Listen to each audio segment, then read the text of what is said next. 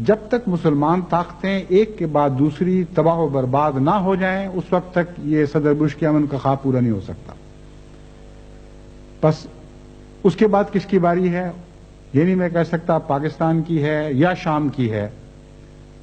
पाकिस्तान भी न्यूक्लियर ताकत बनने के ख्वाब देख रहा है, बन चुका है या नहीं, ये एक मुतनाज़ा फी मसला है। लेकिन पाकिस्तान को तबाह करवाने के लिए कई ज़राए मौजूद हैं। कश्मीर का मसला है, सिखों का मसला है, हिंदुस्तान को अंगेख्त किया जा सकता है, छुट्टी दी जा सकती है, दिफाई इमदाद और इक़्तिसादी इमदाद रोक कर इस तरह बेकार और निहत्ता किया जा सकता है कि हिंदुस्तान की ताकत के जवाब की पाकिस्तान में ताकत न रहे। कई किस्म के मंसूबे हो सकते हैं, लेकिन खतरा जरूर है।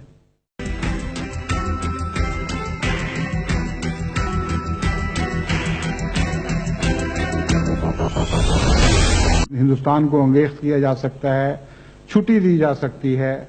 Next pillar of our new strategy is to change the approach and how to deal with Pakistan. Another critical part of the South Asia strategy for America is to further develop its strategic partnership with India, the world's largest democracy and a key security and economic partner of the United States.